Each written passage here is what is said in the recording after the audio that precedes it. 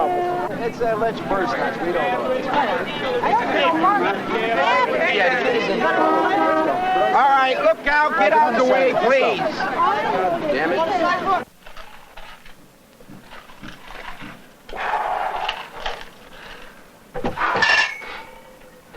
Most men are violent.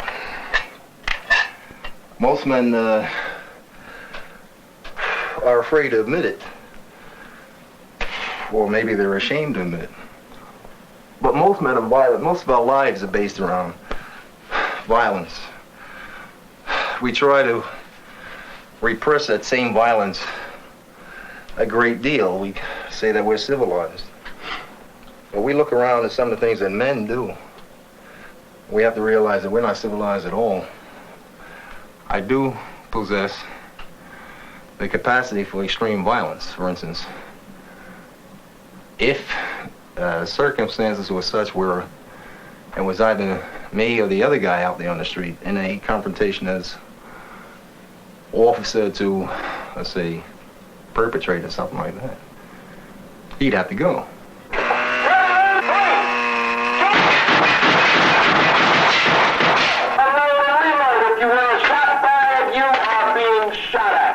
If you hear a shot fired, you are being shot at. Down in the crouch. Down in the crouch, fellas. Look up for the perpetrator. Don't lose your perpetrator, gentlemen. Where are you? Shoot me! I feel that I'm quite fortunate because I have a husband that loves me. I have kids that I know that care for me and concerned about me. It makes me quite happy to know that if I'm on the Long Island Railroad and the trains are delayed for one reason or other, my family become concerned. And I feel that I could thank God because I'm very happy. And if I had it to do all over again, I would do it the same way. I wouldn't change a thing. We've known each other 22 years. We've been married 18 of those 22 years. And my love for her, right, has not diminished. If anything, it's gotten stronger. However, right?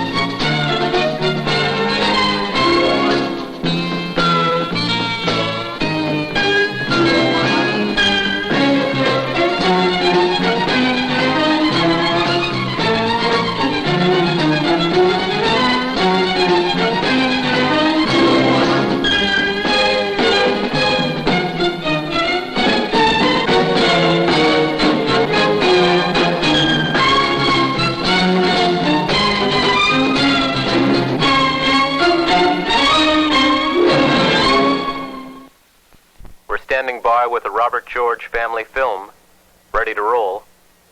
I'm Paul Wilkes, and this is the George family. As a family, they live in a quiet, middle-class, integrated neighborhood in Queens, New York. It's called Laurelton. Bob is a policeman, and he's assigned to one of the poorest parts of Brooklyn, a neighborhood called Bedford-Stuyvesant. Peggy works for a major insurance company in still another New York, in a skyscraper on Park Avenue. We've made a film about their lives, but now we're doing something quite different with it. We invited the George family to view the film with us. Their reactions, recorded by our cameras, form an integral part of the program you will see. News time is 6:02. Going to be another warm day today. The weatherman says sunny and hot, the high in the 90s. Tonight, fair and mild, the low between 70 and 75. Tomorrow, hot again, the high between 90 and 95. In New York, 72 degrees. The humidity is 63%. The wind out of the southeast at 8 miles. All the major approaches, GW Bridge, are heavy. Those stall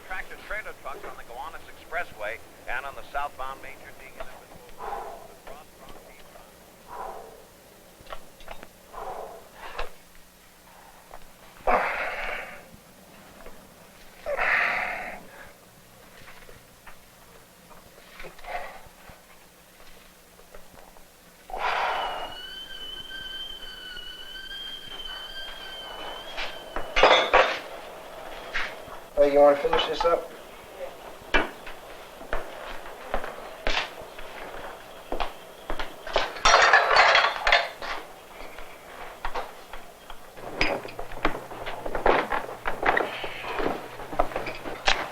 Peggy and I hardly ever get to have breakfast together. 2 days out of 3, I'm on nights, but Peggy's job has normal working hours. Don't forget to lock the door.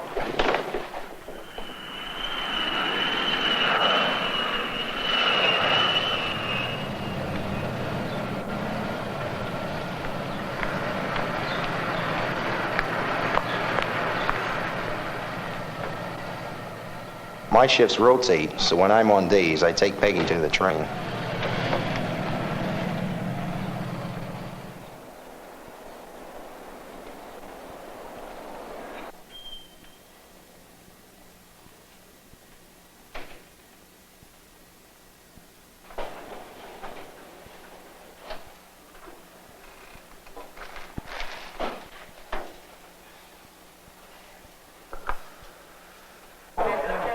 Hi, guys.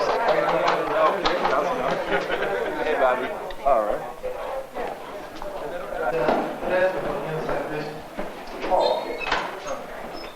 Hello, ladies. How are you? Gentlemen. How you doing? All right. What's doing? Hi, guys. Hi, morning. All right, man. Oh, nothing. How you doing, Bob? Say, your court's getting ridiculous. It's worse than ever.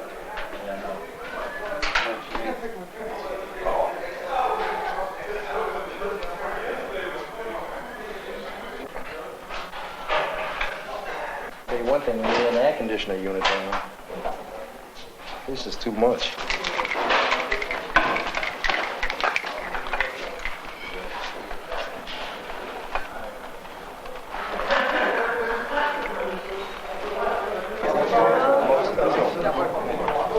Man in the back, have a seat.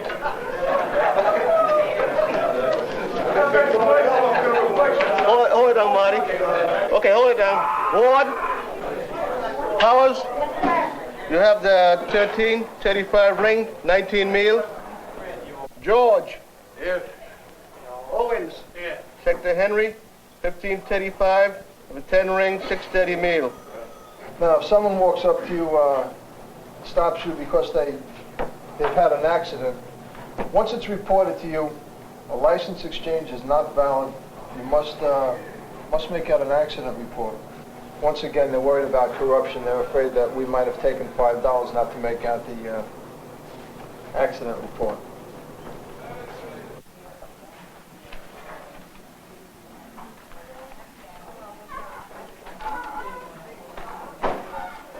There's no policy number, there's no agency.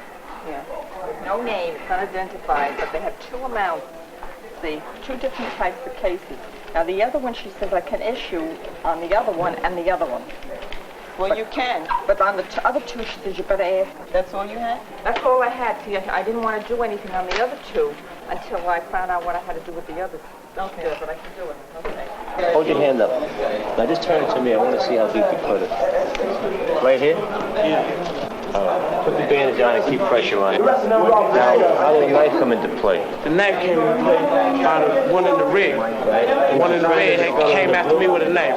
The one in the blue shirt ran in the back and got the gun again. Ran in the back and got the gun again. Like a trail of cigarettes leading up there.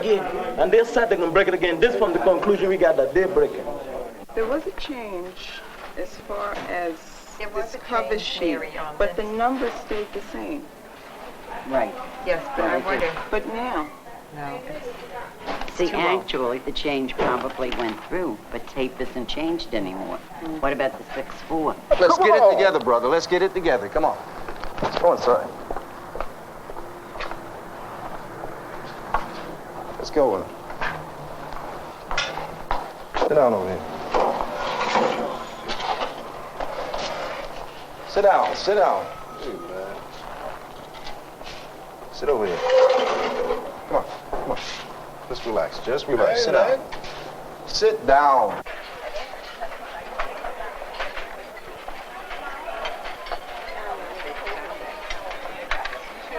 You could be 1 month, and you could be a 20-year veteran, and you could really, you know, get hurt pretty bad on the job. Don't tell me that there's nobody. All right, so you try to cause trouble, right? See what you trying to start? Oh, so let me have him by myself. Let me have this man here.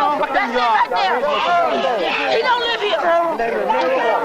He want to start some trouble. He don't live here. But let's, come on, y'all, let's go in the house because this man do not live here. He do not live here. This is something that come out here every time I show me. I have 12-3-7. 12-3. Good night. Good night.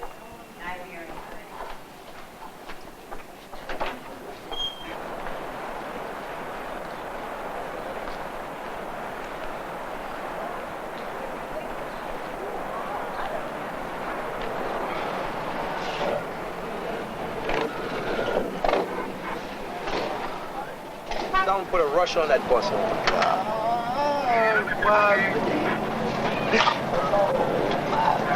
to take it easy. Stay with it.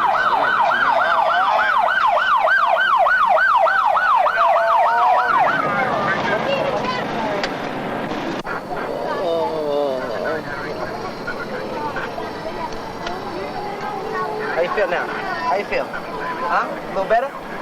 Feel a little better? All right, get the chair. Let's get him out of here. Cheers. All right, somebody, officer, you want to give us a hand? Good job. Back there. Back there. Now, let it go. You got it. Turn it right on.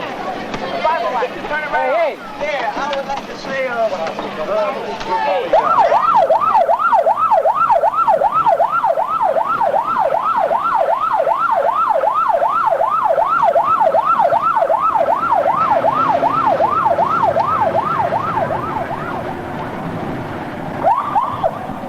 Right now, if we see each other, I'd say 10 hours out of a whole week, we're doing good.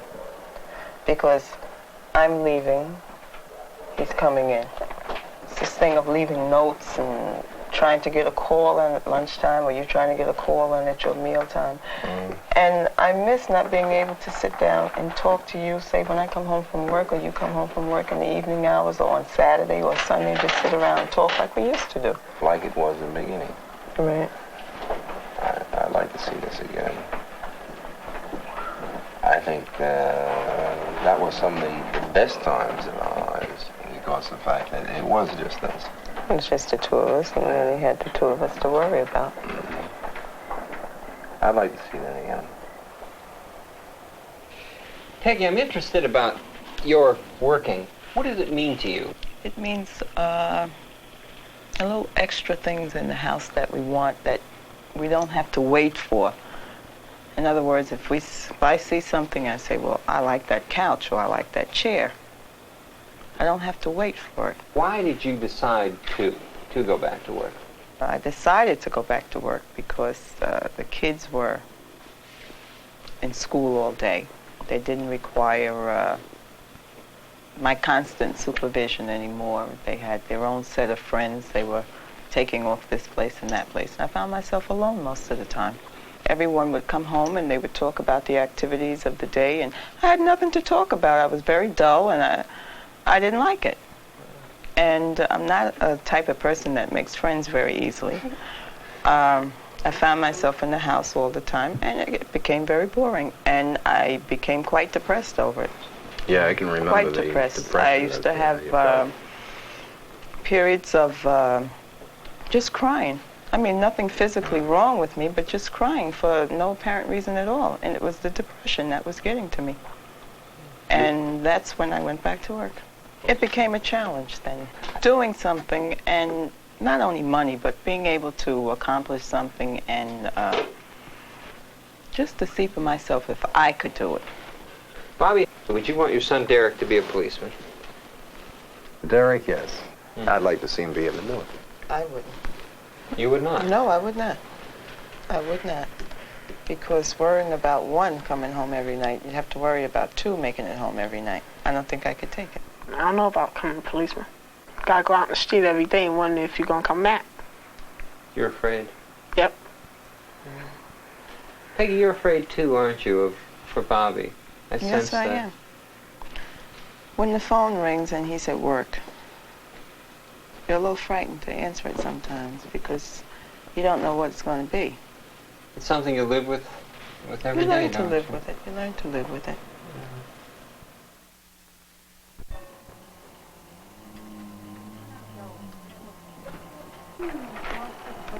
Oh, boy. Oh, God. Her name is Mary. Deborah right there, right?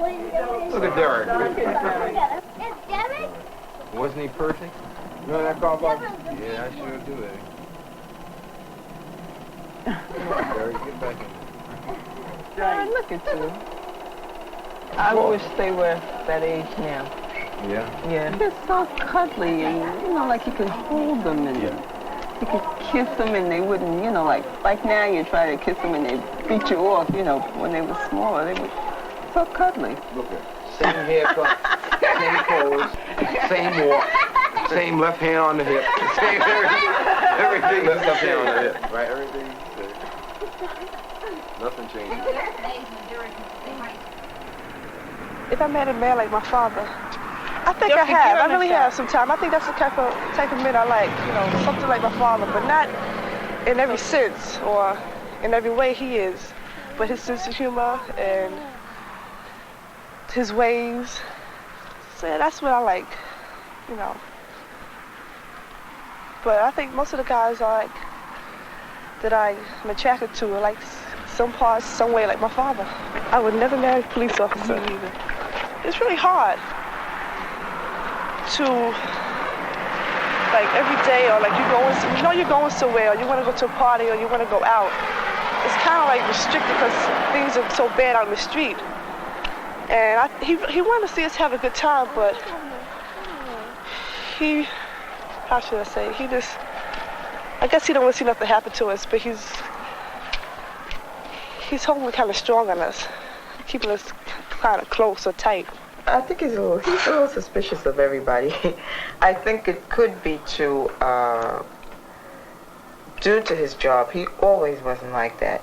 He was more relaxed around people. But I think due to his job, I have noticed that change in him, that he's suspicious of everybody. In other words, you're a suspect first. Certain boys I bring home or I want my father to meet, he'll look him over, up and down. He'll hit him the third degree. Or where you're from, or you live out here, or how long you lived here, or where your parents are from, this and that. And sometimes I get embarrassed. I get so embarrassed. I don't know if all fathers do this or not. But if they don't, I wish like he would, wish he would be like maybe an ordinary father, like just let everything lie. If I came home and told my mother I was pregnant, well, we talked about that before. She'd sit down and talk to us. She'll talk to us. My mommy. And that was really one of the topics we really talk about, because like we get to that age and you never know what might happen. So she said that she would talk to us and ask us, what we like to have. You want the baby or you want to have an abortion? And it would really be up to us. But I think if we would keep the baby, she said she would help us out as much as she could. She probably quit her job so we could continue school. Well, they had told me, like, when they were younger, that their mother and father couldn't talk about sex. So, like, sex was like a dirty word. You couldn't talk about it. It was like a no-no in the house. And, like, she said that she always was, like, trying to be different from her parents. And bring us stricter than they are now. They want to bring us up a little different from where they brought, them up. And so, sex is an open conversation in our house. We have tried to raise them to relate to us. Whatever the subject, whatever the conversation may be, you tell us about it. My father, he didn't think much of giving kids a voice in things. As far as he was concerned, he was always brought up to believe that kids were seen and not heard. My father was very, very strict. If my parents said, do something, you never questioned it. If my parents wanted you to do anything, whether it was go to the store or do anything, they would ask you, well, sister or Bob, would you do such and such a thing for me? And there's only one answer you can give, and that's yes. If you say no, you know, you would get a whack across the mouth, whatever it was, you still had to do it. And my father was the type of person, we did fear him. We loved him, but we were also afraid. Very much so. Very much so. Well, Gary. Hey, how you doing, Margie? Long time no see. Hello, how are you? Fine, thanks. Long time no see. Hey, How a couple weeks ago. are you? All right. You want to kiss me too? Say what? You don't say what? You know the feel to me. Daddy drove interstate tractor trailers all during World War II. He didn't have much time even just to relax around the house because he might come home, let's say, on a Thursday morning. Thursday night, he was back on the road again. He might be going as much as a week at a time. Here's another one to remember. You mean the time You when... wanted to take me apart? Oh, yeah, the time you put them 13s up my face? That we have to get to. I put 13s in my face because my father decks me. The head goes down, the feet raise automatically. He says I'm trying to kick him. No, I was trying to keep from breaking my back when I fell. You know what I mean? That was exaggeration. Daddy was great for this. Puts you flat. Your back flat against the wall and say, stand there while I punch in your face. Any normal kid is gonna move, right? You go like this, bang, he smashes the wall, he says, oh, okay, because he missed, right? Grandma, You know why we're here today? Because it's the same thing. We were taught survival at a very early age. Oh, yeah. I mean, when you turn around, you come home from work and you start decking us too, and you can hit almost as hard as Daddy could. We all wound up on looking at stars. Why else? Right? How about Daddy and his radar many machine? children I raised. Yeah, well, that's like my father. Look how bad we were. Well, what do you expect? I honestly believe if children were raised a little more stricter today, we wouldn't have all the crime we have today. That's right. I don't believe so. Right. I honestly do not believe so. All our discipline begins in the home. That's where we learn our first basic training is in the home. Family, raising. And which people don't do today. They haven't been doing it in years. And this is why we have so much crime. This is my belief. We had to live on a weekly paycheck of $7 a week. 7 and the family. And I still today, I don't know how we ever survived. But I give my wife credit. She was the one that kept the purse strings together. Sometimes I get so disgusted you want to give up. But one thing I always realize, see, these children didn't ask to be brought in this world. My wife was responsible for these children being in this world. And if I could, I would stick with the family. I never quit. We've been married 47 years, and I'm still here yet. Dad can be severe.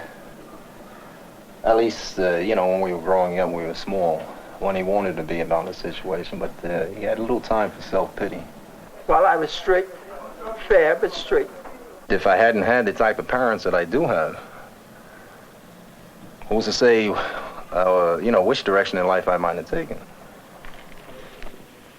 Your daughter was talking about the suspicious father she has. You buried your head in your hands. What about it, Bobby? Are you this... How do you feel about being called a suspicious father? I think they're absolutely right. I am suspicious. Debbie, what about you? In the film, it really sounds like it holds you down a little bit, Debbie.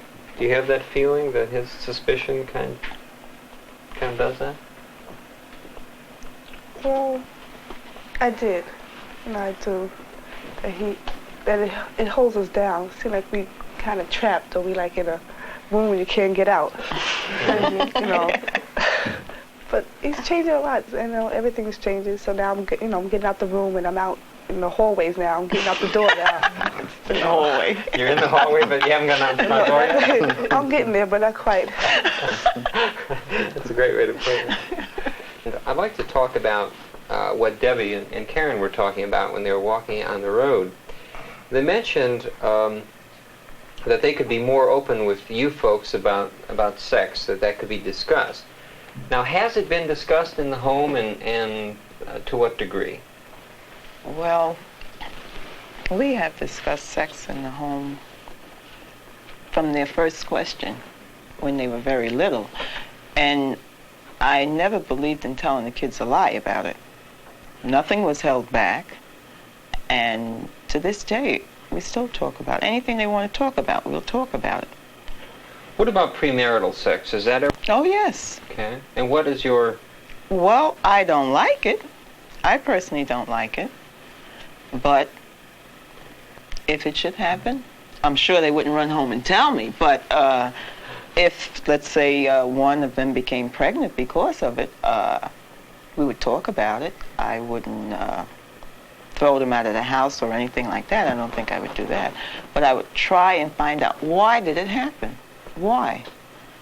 Because I feel the main reason that we have such open discussions is to prevent this type of a thing. This is a hypothetical question, but what if they wanted to, for instance, go on birth control pills? Would you help them to do that, say, where they were having a steady relationship with a young man? No, I would not. No, I would not, because I would be in a sense saying, well, go ahead. Everything is open. Have your fun. No, I would not.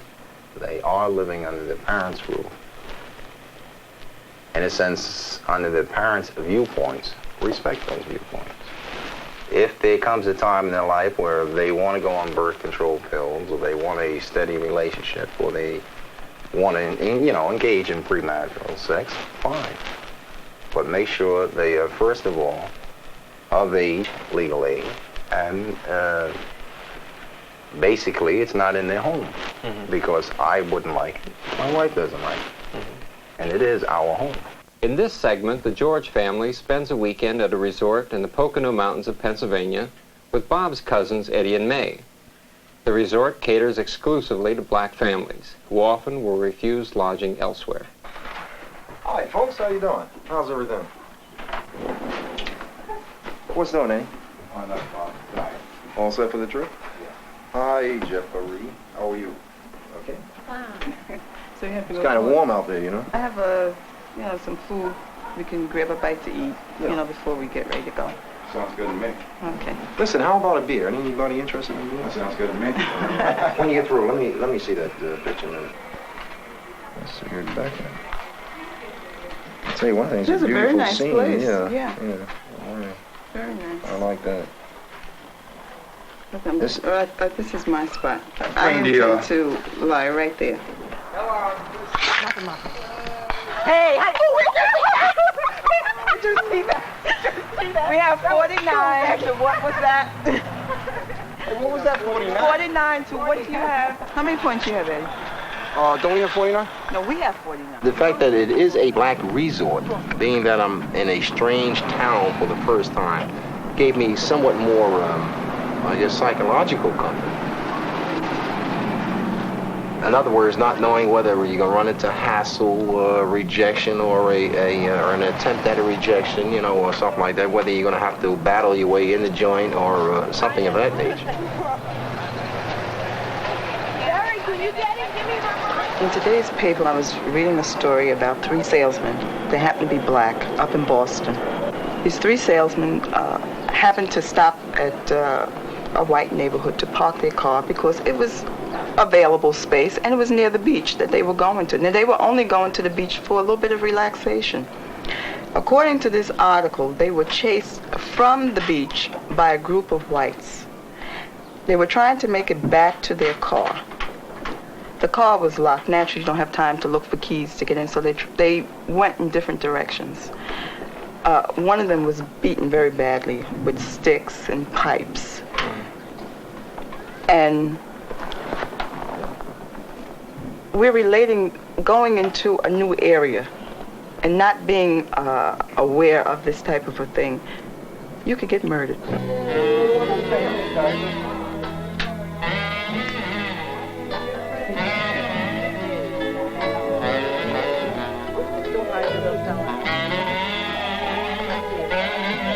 I don't know.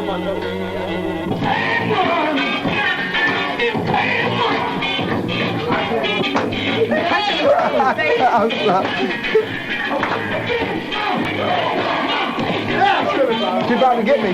She about to get me, man. Yeah, sure. Oh my God. first time I ever experienced racial prejudice on a personal basis. We had come back from a weekend past, all young Marines going back to the base. We stopped in this little trucker's diner. We're waiting for our order. Nobody else gets waited on except us. We're waiting, right? Finally, one of the guys in the group, calls the waitress over and says, hey, how about our orders such and that? She takes all the orders. Now, I'm last in line, let's say on the immediate left, far left, I'm sitting in. And she takes everybody's order, and somebody asks, well, what about me? And our reply was, we don't serve niggers here. That was the first time I've ever felt racial prejudice to the point where it cut so deep. It was a combination of, perhaps fright, rage, shame. I didn't know how the hell to react. I hear kids, black youth in the street, well, yeah, baby, we're going to get the guns and we're going to burn down Fulton Street. Sure, they burn down Fulton Street. Then where do they go to shop? It's not Fifth Avenue, is it? It's not Park Avenue. They have no place to go.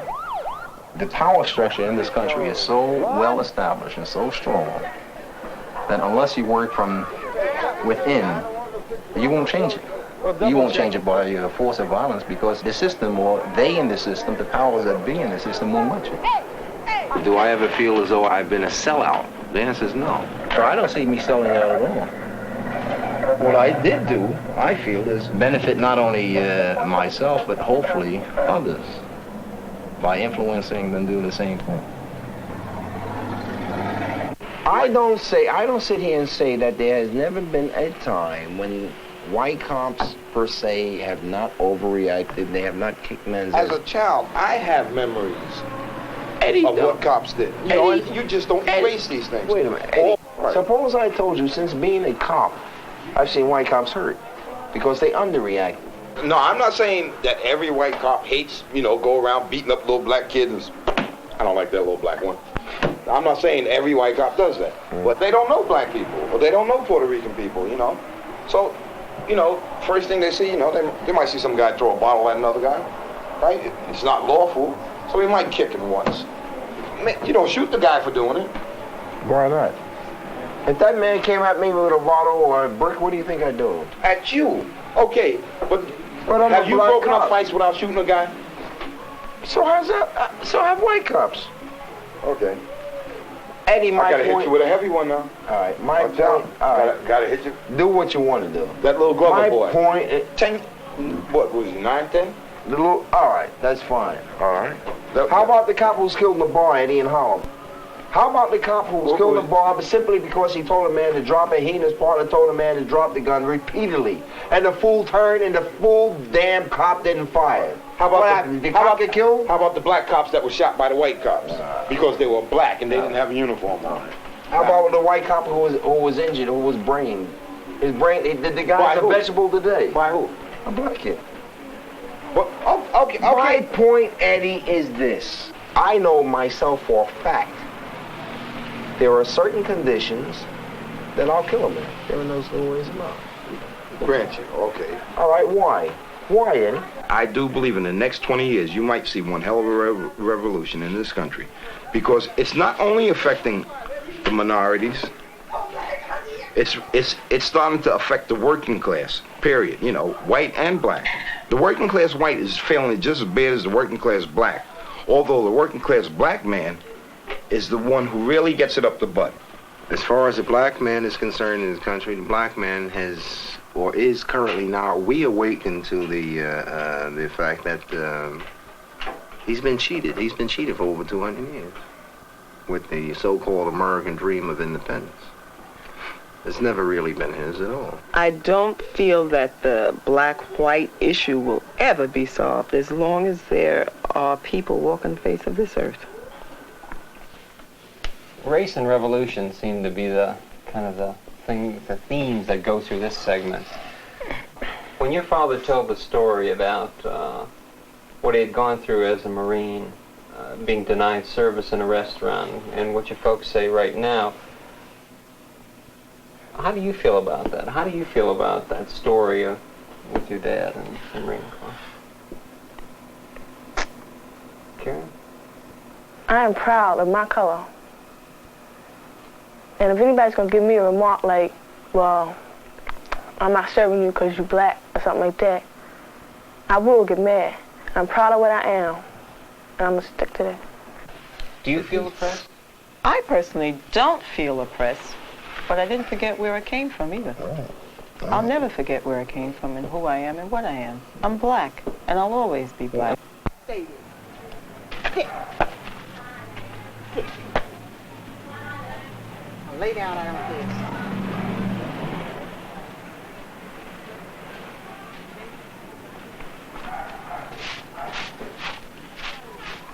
Sit down. And stay there.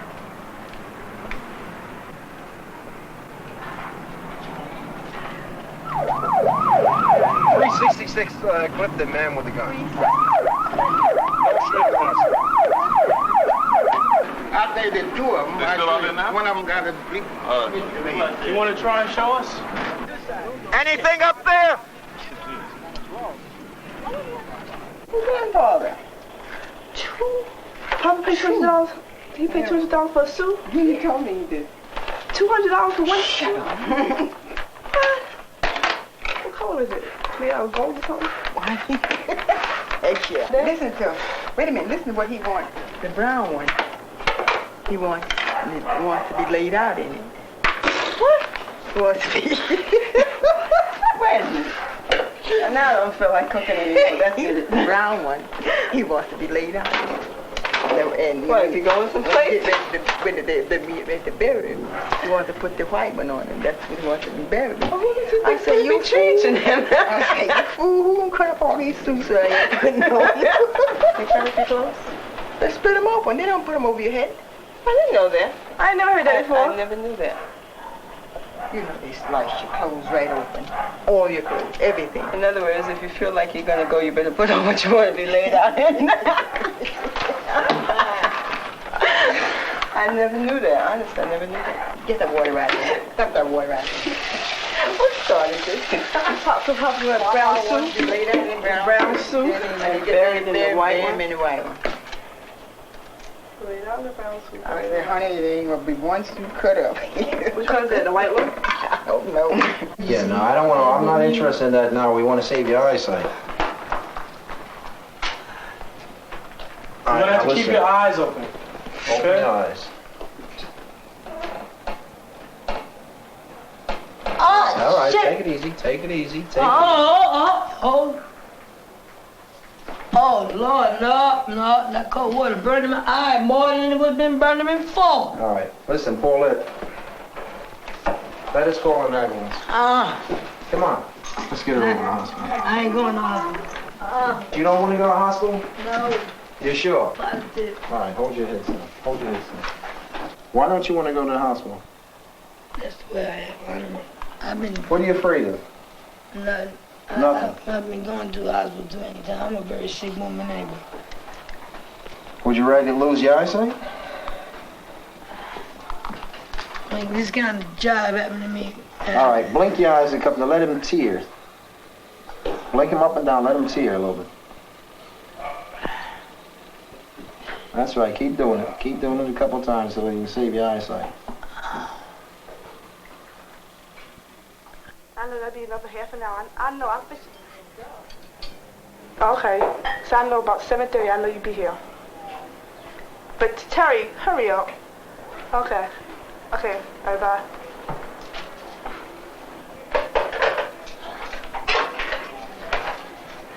Where's Mama? I don't know. She just disappeared? Ma, when Daddy coming home? I'm tired of waiting for dinner. It's hard on a woman. It's hard on a wife. You have no choice. You wind up with all your friends being It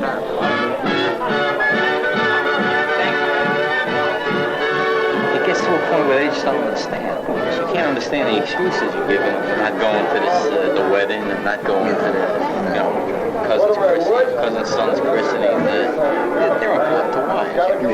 The socializing. What do you mean you made a collar? Why couldn't somebody else make the collar? You know, things like that. It's not the wife's fault.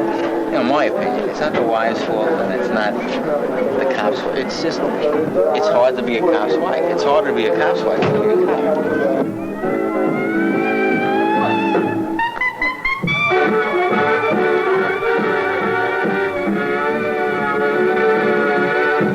What do you think of when you hear this song?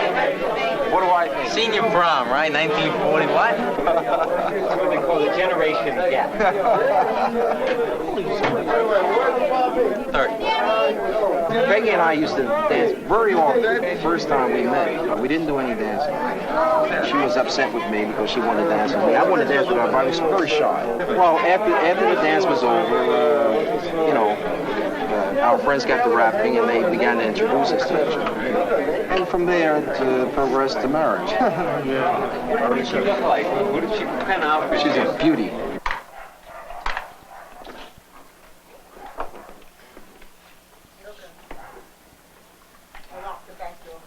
I'm going back out. Oh, you are? You can leave it open. You got glasses? I'll get some glasses. Okay. Is Karen upstairs? No. Come on. I can sit over. I can sit. Okay. Oh. Okay. The Lord make us true long thankful for what we've had for this nation, for everybody, for Christ's sakes. I don't know about anybody else. What's this for? Where are the other people? How many people? Karen is gone. Derek, I don't know where he went. Well, Derek's been gone all day. So I'm not going to worry about it. Derek's been gone all day. I'll have to find out about those suits again. What? Did you ask him? Good. He told me he wanted to be laid out in there's a brown suit and buried in the white suit.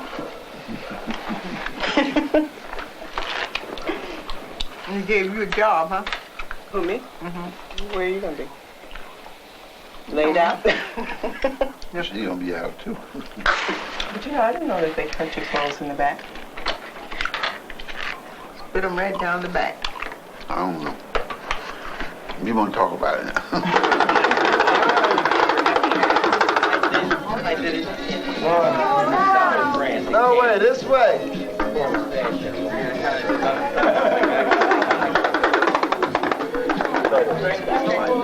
She looks charming.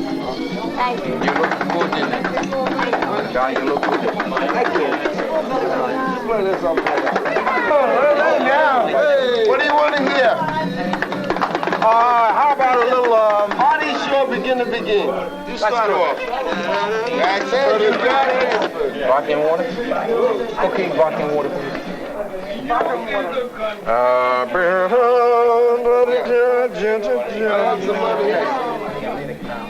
Well, you look like a black Billy the Kid tonight. There you go. There you go. You see my Derringers? How about my 44 Max? As soon as I can find it.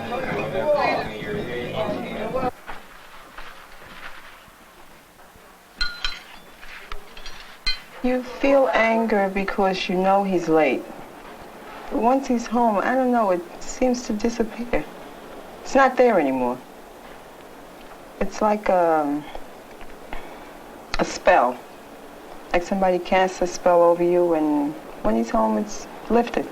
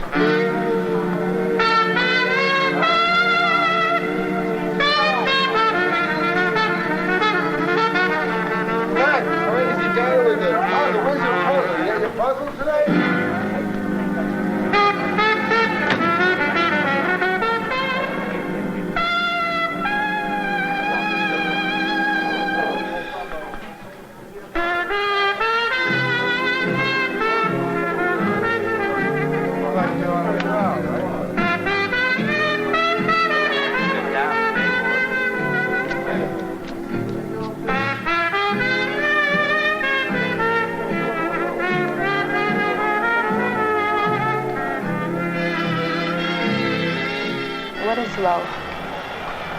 Can love be broken down into words? Can we define love? Can there be people in love? Here's the way the American Historic Dictionary of the English language defines love. An affection discerned for another person, a strong liking for something. Now here's the way I define love. Love is being with someone you care for. Love is being someplace with hundreds of people around, and it feels as if you and your mate are the only two on earth. Love is knowing when you need someone, that special person is there. Love can bring happiness. So yes, love can be broken down into words. Yes, we can define love. And yes, there are people in love.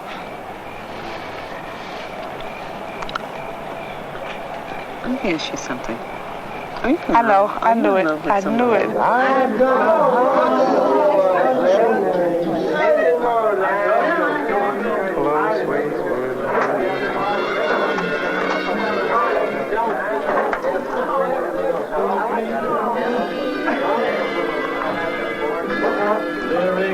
Light of you.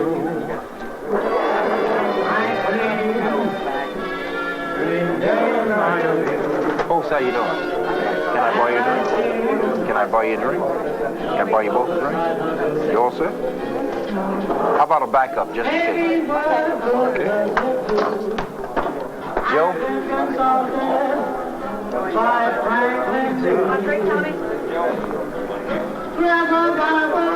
As I speak to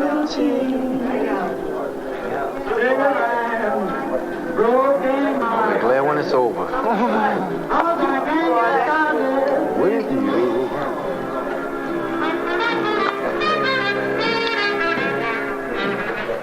Joe, how about a refill? You ready? I know. Huh? Oh, you're drinking a lot tonight. I know. It can't go on much longer.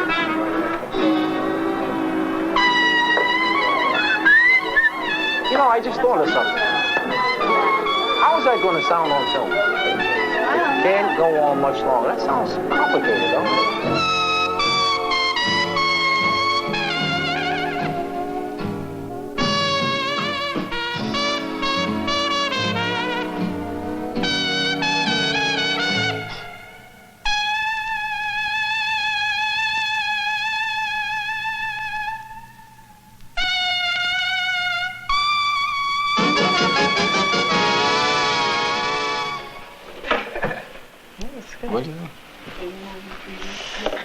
Okay,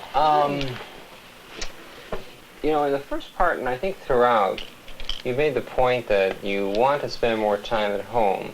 And here we see a time when you make a choice not to be there. Now, tell me about that. I would like to see more of the family together. I mean, not only Peggy and I, but all of us, you know. Yet because of, you know, the way I feel about the job, is the personnel on the job, there are other times when you'll make a decision to join these guys, you know, relaxation after work. It's sort of like a loyalty type of thing, where, well, hey, you know, the guys are going out for a couple of beers after work, and I think I'll go and join them, you know. What about that line at the end that it can't go on much longer? You know, I wondered about that myself. I don't even know what I was talking about at that point. I don't recall exactly what it was. It sounded like he was having an affair. Is that what it sounded like, really? Yeah. What was that? It did sound like you were having an affair, and then you thought about it. What would it sound like on film? Jeez, I hope nobody else gets that impression. Is there anything that you learned about yourselves in watching the film?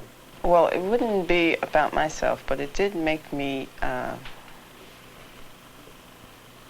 let's put it this way. I'm a little more aware now of the type of situations that my husband can get into out in the street when he leaves home. Like, it's different to have him tell me the story but it's one thing to actually see it. The tension, the excitement, the yelling, the crowds. I mean, it really gave me a lot to think about. Why did you do the film in the first place? It occurred to me when we were making a decision about this, it would give, here again we get back to the black and white issue again, it would give white America a chance to see how blacks live, or some blacks live. And what the values actually are, rather than hearsay. That we're striving for the same thing that they are. Was there anything you would quibble with or change in it? I would be at the bar. Love is one thing, but this is ridiculous.